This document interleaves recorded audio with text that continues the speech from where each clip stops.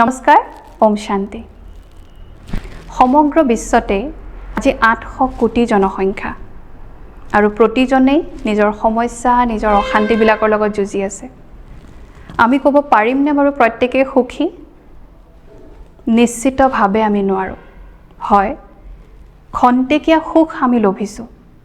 কিন্তু সেই খন্তেকীয়া সুখ লভিবৰ বাবেও হয়তো আমি আমাৰ ভ্যালুজ আমাৰ প্ৰিন্সিপলছৰ লগত আমি কম্প্ৰমাইজ কৰিছো নে নাই বাৰু খুদকছনে এবাৰ নিজকে World Health Organizationৰ মতে WHOৰ মতে আজি প্ৰতি 4 জনৰ মাজত এজন ব্যক্তি আজি ডিপ্ৰেছনত ইয়াৰ কাৰণ কি বাৰু এনে এটা মেন্টেল হেলথ ডিগ্ৰেডেশনৰ কাৰণ কি অনুভৱ কৰিছো না আমি প্ৰত্যেককে মই আপোনালোকক কেইটামান প্ৰশ্ন সুধিম আৰু এই প্ৰশ্নগিটাৰ আধাৰত আমি আজি প্ৰত্যেককে প্ৰতিজনে যোনে ভিডিওটো চাইছো আমি প্ৰতিজনে নিজকে নম্বৰ দিম আৰু এনালাইসিস কৰি পেলাই চাম যদি সম্ভৱ তেন্তে বহি কলম লৈ পেলাই বহিবৰ নম্বৰ দিব নিজকে মোৰ একেবাৰে প্ৰথমটো প্ৰশ্ন হ'ল যে আপুনি যেতিয়া ৰাতিপুৱা শুই উঠে হাড় পায়ে বাৰু খুব এটা উৎসাহ আৰু উদ্দীপনাৰ অনুভৱ কৰে নে যে আজিৰ দিনটো আৰম্ভ হ'ল বহুখিনি কাম কৰিবলৈ আছে বহুতক লগ পাবলৈ আছে বহুতক সহায় কৰিবলৈ আছে বহুতো নতুন কথা মোৰ শিকিবলৈ আছে এই বস্তুটো লৈ পেলাই উৎসাহীনে ৰাতিপুৱা সাৰ পায় সেই ফ্ৰেশনেছটো আপোনাৰ মনত আছে নে যদিহে আছে তেতিয়াহলে এই স্কেল পাতত নিজকে 4 দিয়ক আৰু যদিহে নাই তেতিয়াহলে 0 আৰু যদি দুইৰে মাজত মাজে মাজে উৎসাহৰ অনুভূতি কৰো মাজে মাজে আকৌ ডাউন তেন্তে 2 মোৰ দ্বিতীয়টো প্ৰশ্ন আপোনালে খুব ভালদৰে নম্বৰ বিলাক দিব দ্বিতীয়টো প্ৰশ্ন হ'ল যে আনৰ কমেন্ট বিলাক শুনি আজিটো বিভিন্নজন মানুহ সোশ্যাল মিডিয়াত মোক কমেন্ট কৰিব পাৰে মোক ঘৰতে ডাইৰেক্ট কমেন্ট কৰিব পাৰে মোৰ অফিসত মোক কমেন্ট কৰিব পাৰে এই যে আনৰ কমেন্ট বিলাক শুনি পেলাই মই কিমান ডিস্টাৰ্ব হওঁ বাৰু মই মানসিকভাৱে ভাগৰি পৰো নে মই তাক এটা চ্যালেঞ্জ হিচাপে লৈ বা মই সন্মুখৰ ব্যক্তিজনকো বুজি পেলাই মই মোৰ কনফিডেন্সৰ সৈতে মই আৰু উৎসাহ আৰু উদ্দীপনাৰে মই আগবাঢ়ো যদি হে ইয়েস তেন্তে 4 দিয়ক নতুবা 2 বা 0 এই স্কেল পাতত নিজকে দিয়কচোন নম্বৰ মোৰ তৃতীয়টো প্ৰশ্ন আপোনালে আমাৰ বন্ধুবৰ্গ বা আমাৰ পৰিয়ালৰ আন এজন সদস্যক যেতিয়া মই আগবাঢ়ি যোৱা দেখো যেতিয়া মই তেওঁৰ সাফল্য দেখা পাওঁ তেতিয়া মই তেওঁৰ সুখত সুখী হৈছো নে তেওঁৰ সুখ দেখি কৰবাত নহয় কৰবাত এটা একেবাৰে ঘুণাক্ষৰে হলেও এটা ঈৰ্ষাৰ ভাৱনা জাগৃত হৈছে নতুবা এটা দুখৰ অনুভূতি হৈছে যে মুটকি কিয় বা আগবাঢ়ি গল নে আপুনি তেওঁৰ সুখত সুখী তেওঁক আগবাঢ়ি যোৱা দেখি তেওঁ যিমান সুখী আপুনিও তেওঁৰ দৰে আপুনি সুখী যে ওয়াও তেওঁৰ যে ইমান কল্যাণ হ'ল যদি ইয়েস তেতিয়াহলে 4 দিয়ক নতুবা 2 যদিহে আপুনি মাজত আছে আৰু যদি একেবাৰে ঈৰ্ষাৰ ভাৱনাত দুখৰ ভাৱনাত আপুনি ভাঙি পৰিছে তেতিয়াহলে 0 ইয়াৰ পিছতে মই নেক্সট প্ৰশ্নটো আপোনালোকক সুধিম জীৱনত আমাৰ বহুত কামৰ বা দায়িত্বৰ আমাৰ বুজা আহে নাই জানো আহে কিন্তু কেতিয়াবা কি হয় সেই বুজাবিলাকে আমাৰ স্ট্ৰেছ ডিপ্ৰেছন আৰু হতাশাৰ কাৰণ হয় আৰু কেতিয়াবা সেই কামৰ যেটো দায়িত্ব সেই দায়িত্ব ইয়াৰ পিছতে মোৰ নেক্সট প্ৰশ্নটো হ'ল যে আমি জীৱনত যেতিয়া দায়িত্ব পাওঁ দায়িত্ববোৰ যেতিয়া আমাৰ বাহে সেই দায়িত্ববিলাকক মই এটা প্ৰেছাৰ বা এটা খুব ডাঙৰ এটা বুজা বুলি মই ভাবিছো নে সেই দায়িত্ব আৰু সেই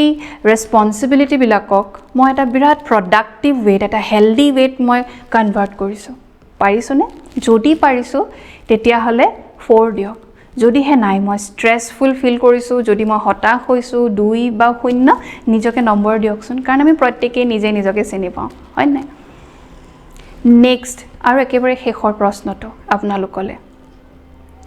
মোৰ আশেপাশে থকা প্ৰতিজন ব্যক্তিয়ে ভিন্ন নহয় নে প্ৰত্যেককে ভাল পোৱা বেয়া পোৱা তেওঁলোকৰ গুটেই ব্যক্তিত্বটোৱে ভিন্ন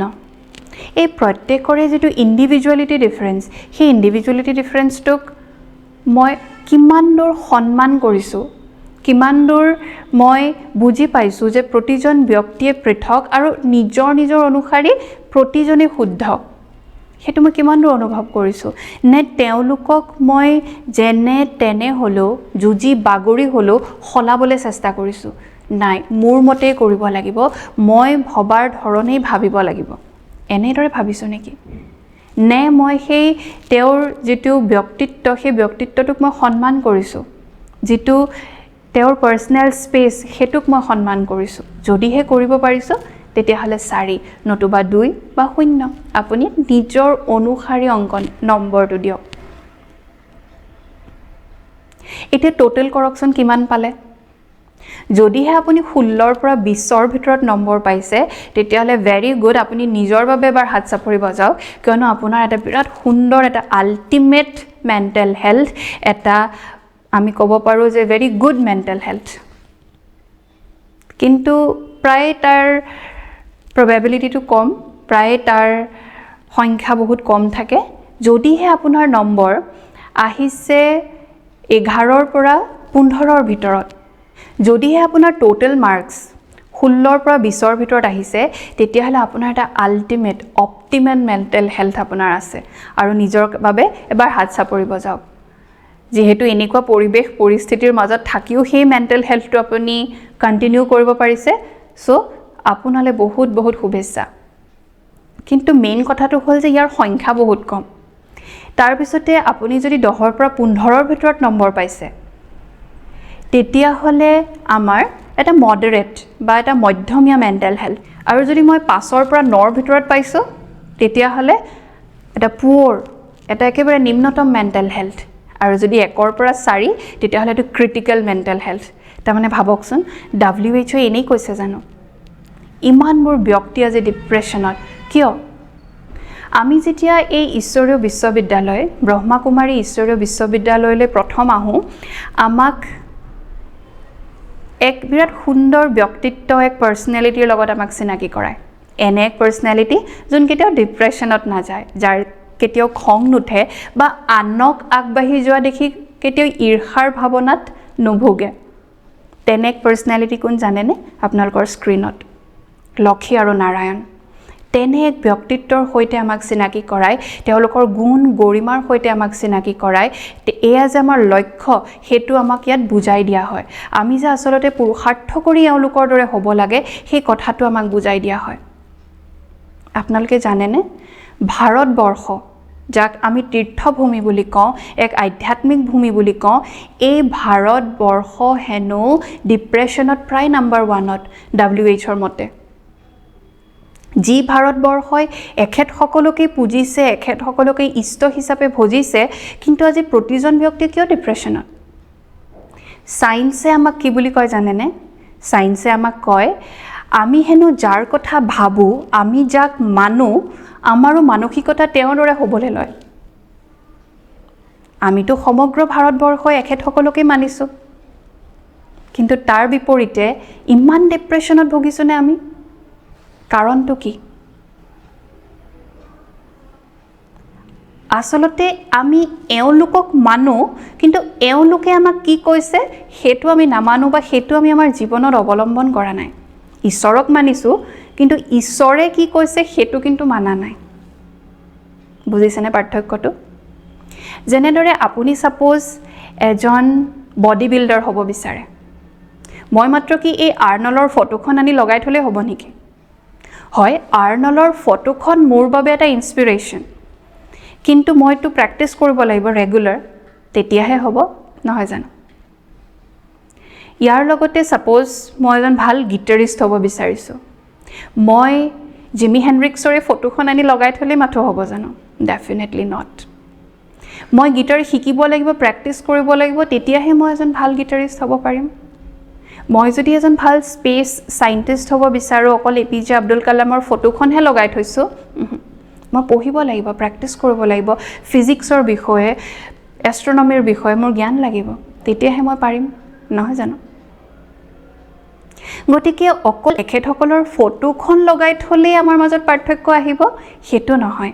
এই প্ৰজাপিতা ব্ৰহ্মাকুমাৰী ঈশ্বৰীয় বিশ্ববিদ্যালয়ত প্ৰথম দিনাই যেতিয়া আমি ৰাজযোগ প্ৰশিক্ষণ ল'বৰ বাবে আমি ভৰি দিওঁ প্ৰথম দিনাই আমাক এওঁলোকৰ লগত পৰিচিত কৰায় প্ৰথম দিনাই আমাক আমাৰ জীৱনৰ লক্ষ্যটোৰ লগত পৰিচিত কৰায়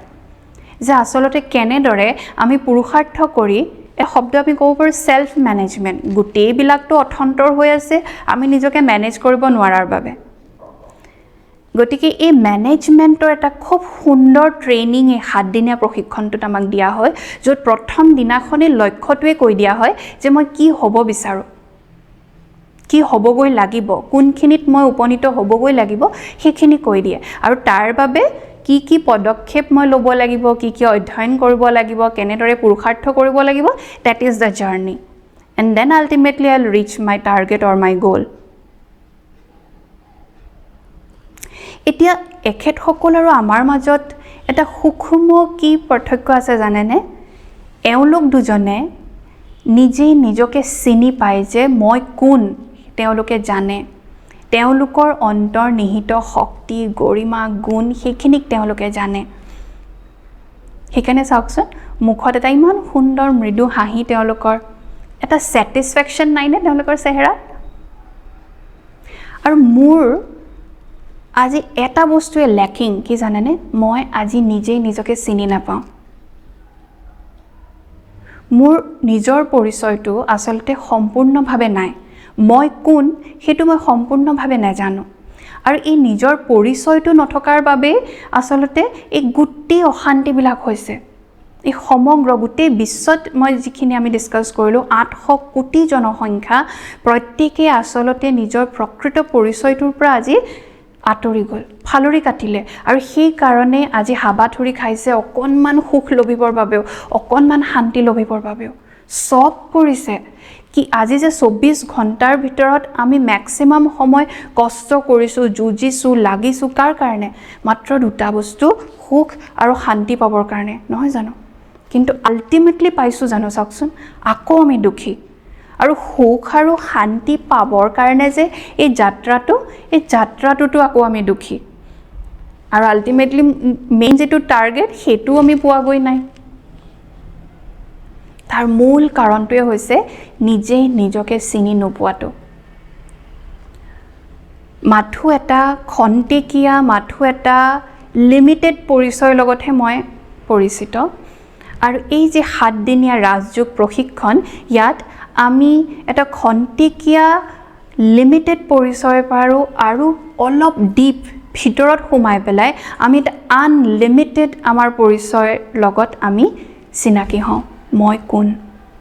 মোৰ অন্তৰ্নিহিত সেই অসীম শক্তিখিনিৰ লগত মোৰ চিনাকি হয় আৰু সেইভাবে আমি 7 দিনীয়া প্ৰশিক্ষণৰ এই গুটেই কৰ্মশালাটো আপোনালোকৰ বাবে লৈ আহিছো কিয়নো ইয়াৰ এটা বিৰাট ডাঙৰ গুৰুত্বপূৰ্ণ ভূমিকা ইয়াৰ জৰিয়তে আমি এই গুটেই প্ৰবলেমছ বিলাকৰ পৰা আমি ওলাই আহিব পাৰিম সেলফ ম্যানেজমেন্টৰ থ্ৰুদি আমি আমাৰ যেটো আল্টিমেট লক্ষ্য হেতু আমি পাবলৈ সক্ষম হ'ম সুখ আৰু শান্তি যাৰ বাবে আমি ইমান হাবাথুৰি খাইছো হে আমি পাবলৈ সক্ষম হ'ম গতিকে মই আশা কৰো যে আপোনালোক প্ৰত্যেককে খুব সুন্দৰভাৱে এই কথাখিনি অৱলম্বন কৰিব নিজৰ জীৱনত আৰু ইয়াৰ গুৰুত্ব বুজি আপোনালোক প্ৰত্যেককে যাতে এই 7 দিনীয়া কোৰ্সক নিয়মীয়াভাৱে কৰে আৰু প্ৰতিটো এপিসোডক যাতে আপোনালোকে হৃদয়ঙ্গম কৰে ইয়াকে কৈ আজিৰ এই প্ৰথমটো ক্লাস এখিনতে সমাপ্ত কৰিছো থ্যাংক ইউ ওম শান্তি